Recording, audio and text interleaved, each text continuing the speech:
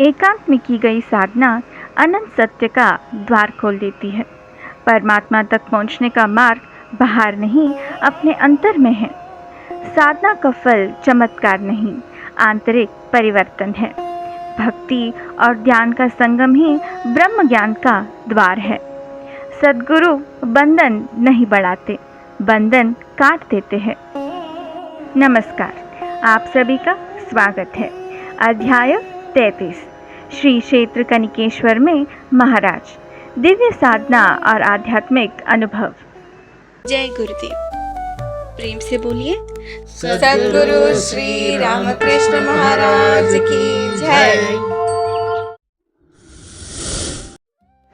महाराज कल्लली से महाराष्ट्र के मिरज आए। अन्ना गोविंदराव को साथ लेकर वहां से अलीबाग जिले की यात्रा पर निकले।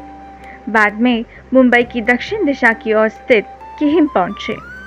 यहाँ बहन शांताबाई के पुत्र मुकुंदराव ओडियर के क्वार्टर्स में गए। कारण यह था कि महाराज जब से हिमालय में थे तब से वे लगातार हमारे यहाँ आकर साधना कीजिए ऐसा आमंत्रण देते रहते थे। इसलिए अलीबाग जिले की किहिम गांव में प्रवेश करना पड़ा। इस जिले के किहिम में RCF अर्थात राष्ट्रीय केमिकल एंड फर्टिलाइजर कंपनी में इंजीनियर के रूप में मुकुंदराव काम कर रहे थे। उनमें आध्यात्मिक स्वभाव प्रारंभ से ही रुचिगत रूप से विकसित हुआ था। साधना को आगे बढ़ाने के लिए उन्होंने महाराज को आमंत्रित किया था। यहाँ पहले भाऊ साहेब महाराज किहिम में आकर गए थे। वह स्थान दिखाकर मुकुंदराव ने महाराज की पुराने भक्तों से भेंट कराई। बाद में उनके घर में ही साधना आगे बढ़ रही थी। उन दिनों महाराज को घर में अनुकूल वातावरण नहीं लगा और उन्होंने कहा कि एकांत स्थान चाहिए। इसे मानकर मुकुंदराव राय के साथ महाराज को कनिकेश्वर की ओर ले गए। वहां जाते समय 700 पैदल चढ़कर मंदिर तक पहुंचना पड़ता था। ऊपर चढ़ते हुए पैनाथ, पैन, करनाल और मुंबई का सारा परिसर दिखाई देता था। इतना ऊंचा और प्राकृतिक रमणीय प्रदेश था। सब कुछ देखते हुए महाराज सीढ़ियां चढ़कर मंदिर के समीप पहुंचे तो लाल पत्थरों से बना सुंदर शिव मंदिर अत्यंत सुंदर रूप में शोभामान था। अंग्रेज सरकार के राजा इस क्षेत्र में आए थे और उन्होंने संतान प्राप्त के लिए देव से प्रार्थना की थी। कुछ ही दिनों में उन्हें संतान प्राप्त हुई। इसलिए कहा जाता है कि राजा ने इस स्थान का जीर्णोद्धार कराया। इस कारण क्षेत्र में निवास करने के लिए महाराज को उन कमरों से सुविधा हुई। मंदिर के सामने एक बावड़ी थी। भोजन की व्यवस्था के लिए मुकुंदराव स्टोल आकर दिए थे। स्वयं भोजन बनाकर राय को अपने साथ रखकर साधना में लीन हो गए। भाइयों के साथ मिलकर की गई भक्ति की इस पृथ्वी पर कोई तुलना नहीं, ऐसा अखंडेश्वर ने कहा है। इस प्रकार साधना चलती रही। एक दिन पूर्व के श्रीधर स्वामी जी जहाँ बैठते थे उसी स्थान पर बैठकर ध्यान साधना कर रहे थे। ध्यान में वे 10 घंटे तक लीन रहे। चारों ओर का वन प्रदेश एकांत के योग्य वातावरण निर्मित कर रहा था। मित्र रेलवे विभाग के श्रीवणी सर्वेयर नामक व्यक्ति महाराज के आने की बात जानकर प्रतिदिन दूध लाकर देते थे। उस वर्षा ऋतु के वातावरण में एक प्रकार के चिनिंगी सांप पेड़ों में निवास करते थे। लोग कहते थे कि इन सांपों के काटने से अनेक लोग मर चुके हैं। ऐसे स्थान पर भी बड़ी संख्या में सांप रहते थे। फिर भी वे कनिकेश्वर महादेव पर भार डालकर वहीं निवास करते थे। एक दिन गुजरात का एक परिवार भगवान के दर्शन के लिए आया। देव के दर्शन लेकर प्रदक्षिणा करते समय तेजोमय साधु को देखकर हर्षित चित्त से नमस्कार किया। महाराज का वह व्यक्तित्व उन्हें सब कुछ भुला देने जैसा लगा। इस संगति से आध्यात्मिक वृत्ति को बढ़ाने में गुजराती परिवार को अनुकूलता हुई। उन्होंने महाराज से विनती की, हमें भी साधना का मार्गदर्शन कीजिए। एकत्र हुए उस परिवार की आवाज़ भगवान को पाने की तीव्र इच्छा से भरी हुई थी। इस बात को समझकर महाराज उन्हें व्यायाम, प्राणायाम और भक्ति योग करने की पद्धति सिखाते हुए ध्यान में बिठाते थे। इससे उनका मन संकल्प विकल्प से बाहर आकर प्रसन्न और प्रफुल्लित होने लगा।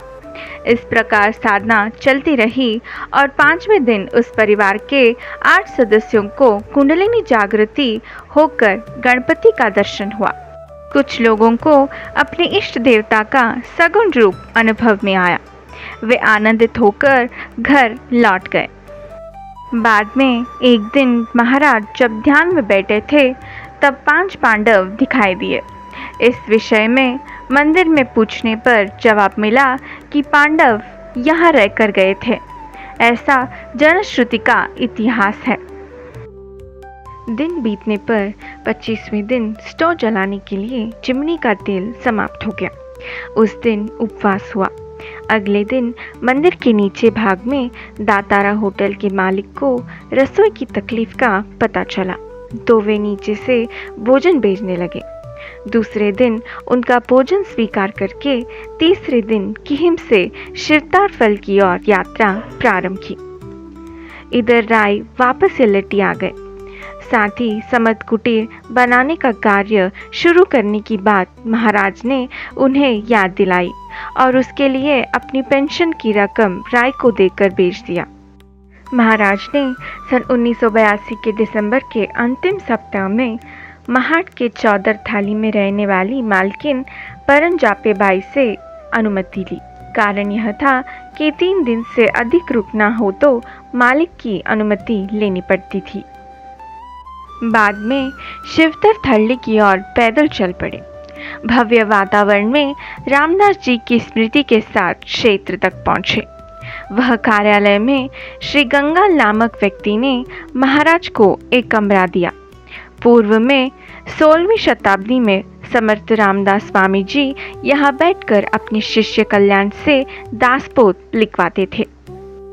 स्वप्रवाणी के परमेश्वर से प्रेरित ग्रंथ रामदास के मुख से प्रकट हुआ पवित्र स्थान यही है। महाराज चलकर इस पहाड़ी पर गए।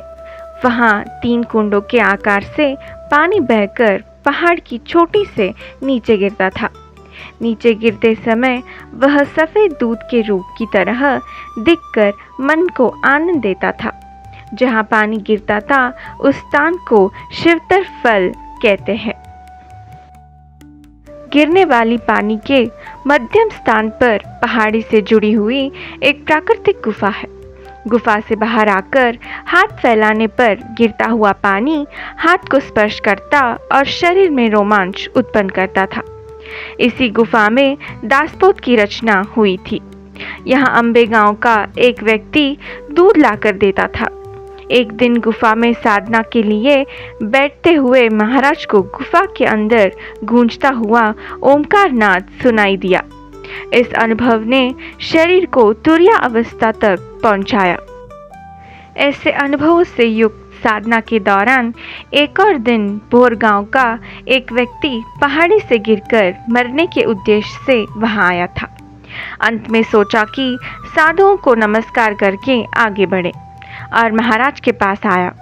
महाराज ने उसके मन का दुख बताया और यहाँ आने का कारण भी समझा दिया। इससे वह तुरंत घबरा गया, परंतु फिर हिम्मत भी मिली। उसने कहा, आप ही रामदास बनकर मेरा जीवन बचाइए।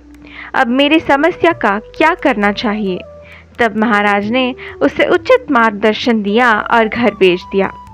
आने वालों को इस प्रकार अभय हस्त देते हुए उनके मित्र सुहानी जी बॉम्बे से आए।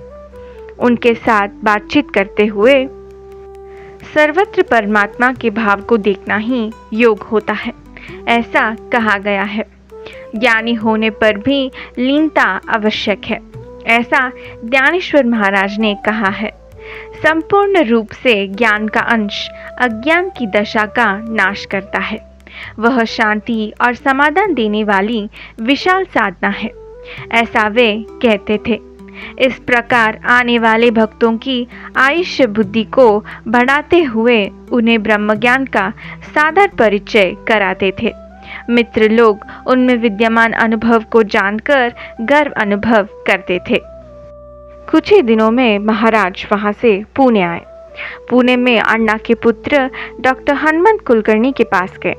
घर में कोई नहीं रहता था, ऐसा शून्य वातावरण था, अर्थात सुबह होते ही सब अपने अपने काम पर चले जाते थे। डॉक्टरों के पास प्राचीन काल से लेकर आधुनिक काल तक की औषधियों के उपयोग की विस्तारित जानकारी का अध्ययन किया। जन कल्याण के लिए केवल एक ही विद्या प्राप्त नहीं होती, बल्कि सभी विद्याओं का समूह ही सामाजिक परिवर्तन के कार्य में सहायक होता है। इस प्रकार के सभी परमभूत विवेक का उन्होंने उपयोग किया। उन दिनों के बाद वहां से छफल आए। यह वह स्थान है जहां रामदास स्वामी जी अनेक वर्षों तक रहकर उसे पावन किए थे। मुफ्तालाल ग्रुप ने यहाँ सुंदर श्री राम मंदिर का निर्माण कराया है। राम के दर्शन लेकर 2 किलोमीटर दूर स्थित कुबाड़ी तीर्थ पहुंचे। यह वह महत्वपूर्ण स्थान है जहां पहले समर्थों ने अपने हाथों की कुबाड़ी भूमि पर मारकर जल निकाला था। इसी कारण यह कुबाड़ी तीर्थ के नाम से प्रसिद्ध हुआ। तीर्थ में स्नान करके महाराज हनुमान मंदिर के अंदर गए, दर्शन लिया और आरती की। थोड़ी ही देर में हनुमान ने बालक के वेश में दर्शन दिए। इसके बाद वहां से महाराज सज्जनगढ़ की ओर निकले। सातारा तक पैदल पहुंचते पहुंचते संध्या हो गई थी, इसलिए सातारा के निकट स्थित रजवाड़ा धर्मशाला में रात्रि विश्राम किया। प्रातःकाल पराली की ओर यात्रा आरंभ की। यह मूल पुरुष कारसिद्धेश्वर महाराज का मंदिर है। सद्गुरु भाव साहेब महाराज का बड़ा चित्र देखते हुए ध्यान में बैठ गए। कहा जाता है कि भाव साहेब महाराज भक्ति प्रचार के समय यहाँ आए थे। उन प्रारंभिक दिनों में अनेक शिष्यों ने नाम ग्रहण किया था। इधर सज्जनगढ़ की पहाड़ी पर जाकर आंखें खोलकर देखने पर सातारा शहर दिखाई देता है। ऐसा मनोहर स्थान में रामदास स्वामी जी हिंदू राज्य की स्थापना के लिए अपने अंतिम समय तक यहाँ रहकर परिश्रम करते रहे। ऐसा क्षेत्र सज्जनगढ़ के भाविकों को ब्रह्मचारी और ब्रह्मनिष्ठ महाराज ने जब बताया कि मैं हिमालय से आया हूँ, तब वहाँ के व्यवस्थापकों ने उन्हें रहने के लिए एक कमरा दिया। उन्हें श्री रामकृष्ण महाराज रामदास स्वामी के पुनः आए हुए चैतन्य स्वरूप जैसा प्रतीत हुआ। आनंद पूर्वक एक समय के भोजन की व्यवस्था की गई। महाराज मंदिर की नित्य उपासना में भाग लेते हुए नामस्मरण और ध्यान निरंतर करते रहे।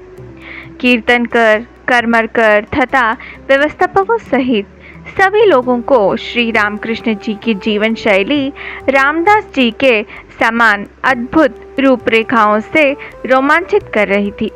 एक दिन ब्रह्म मुहूर्त में ध्यान में बैठे हुए उन्हें रामदास स्वामी जी के साथ श्री राम का दर्शन हुआ।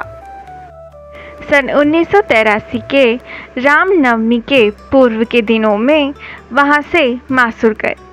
यह वह स्थान है जहां समर्थ रामदास स्वामी जी ने अपने हाथों से मारुति की स्थापना की थी।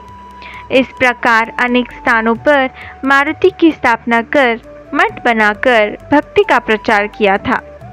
2 दिन महाराज यहाँ रहे और आंजनेय के दर्शन लेकर सातारा के कोरेगांव को पार कर गोंदावली पहुँचे। मार्च 1983 के लगभग जब वे गोंदावल पहुंचे, तब वहां अन्ना भुवा कगालकर नामक व्यक्ति व्यवस्थापक थे। वे सांगली के हेमंत कुलकर्णी के पिता के परिचित थे। कुलकर्णी जी ने सांगली से फोन करके महाराज के आने की सूचना दी थी। पहुंचते ही व्यवस्थापक मंडल ने उनके निवास के लिए एक कक्ष उपलब्ध कराया। महाराज की तपश्चर्या की जानकारी पाकर मंडल के लोगों में उन्हें अपने पास ही रखने की इच्छा जागृत हुई। इसलिए महाराज को यहाँ 45 दिनों तक ठहरना पड़ा।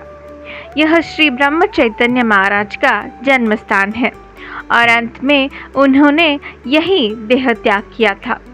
उन्होंने सगुण भक्ति के लिए अत्यंत परिश्रम किया था। ब्रह्म चैतन्य महाराज श्री रामचंद्र ही समस्त साधना के आधारभूत है, ऐसा कहकर सगुण देव की आराधना की पद्धति को सरल रूप में प्रकट करते थे। इस वातावरण में श्री राम जय जय राम मंत्र की गूंज में लीन हुए महाराज को प्रतिदिन नामामृत की प्रसाद तारंगे ब्रह्ममय बना रही थी। यहाँ प्रातः काल मक्खन और शक्कर का प्रसाद दिया जाता था। उसे ग्रहण कर महाराज ध्यान में बैठते तो दोपहर तक सहजी तुर्यातीत अवस्था प्राप्त हो जाती थी। वे कहाँ है इसका भी ज्ञान लुप्त हो जाता था। ऐसा प्रतीत होता था कि उस समय का चैतन्य रूपी ब्रह्म आज तक सभी के मुख से अखंड नाम जयकार गूंजने का कारण बना हुआ है। वहाँ से सन 1983 के मई महीने में वीटा मार्ग से मिरज आए। मित्रों के माध्यम से यह समाचार घर वालों तक पहुँचा। बड़े भाइयों सहित संपूर्ण परिवार दर्शन के लिए दौड़ते हुए आए। संबंधी लोग आते जाते रहते हैं, परंतु बंधनों को काटना सद्गुरु के बिना संभव नहीं। इसी प्रकार गोविंदराव के परिवार का घर गुरुजनों से संबंधित मायके के समान था, जहां आने की परंपरा के अनुसार सभी को आश्रय मिलता था। कुलकर्णी बंधुओं के लिए गुरु कृपा का अर्थ यह था कि घर के ही व्यक्ति गुरु स्थान प्राप्त कर गुरु तत्व के उत्तराधिकारी बनकर मिरज आए थे, जिसे सभी को अत्यंत आनंद हुआ। संबंधी लोग हो तो भोजन करके चले जाते हैं, परंतु बंधनों को काटने के लिए केवल सद्गुरु ही समर्थ होता है। यह बात सत्य सिद्ध हुई। परिवार के सभी लोगों ने घर के पुत्र को अपने साथ ले जाने का हर संभव प्रयत्न किया, किंतु महाराज ने दृढ़ निश्चय के साथ मना कर दिया। परिवार के सभी लोग निराश हुए और अंत में आंसू भरकर बोले, हम आपके लिए भोजन बनाकर जहां आप रहेंगे वहां पहुंचा देंगे, कृपया मना मत कीजिए। किसी के अंतकरण को ठेस ना पहुंचे, ऐसा व्यवहार करना चाहिए। इसी प्रकार यह समझकर कि सब कुछ भगवान की इच्छा है, उन्होंने परिवार वालों की इच्छा को स्वीकार कर लिया। महाराज तुलसीदास मठ में रहते थे। प्रतिदिन मंदिर में ही सोना और वही ध्यान करना, इस प्रकार दिनचर्या चल रही थी। एक दिन यल्लट्टी के चेयरमैन घोकले जी महाराज को पहचान कर उनके दर्शन के लिए आए और आनंदित हुए। बातचीत करते हुए उन्होंने कहा, यह मिरज शहर के पास सांगलीकर माला नामक स्थान है। उस बगीचे में एक गणपति मंदिर है, वहां आपके निवास के लिए उपयुक्त स्थान है। कृपया वहां चलिए, वहां मेरे परिचित लोग हैं, मैं व्यवस्था कर दूंगा। उसके अनुसार महाराज चेयरमैन के साथ वहां गए। मंदिर की ओर जाते समय चारों ओर बगीचे, नारियल के वृक्ष और हरियाली से भरी हुई भूमि को देखते हुए आगे बढ़े, क्योंकि समीप ही गणपति मंदिर था। भीतर जाकर गजानन के दर्शन किए। वहां के लोगों ने रहने के लिए एक सुसज्जित कमरा दिया। उसी कमरे में 15 दिन पहले श्रृंगेरी शंकराचार्य अनेक दिनों तक ठहरे थे।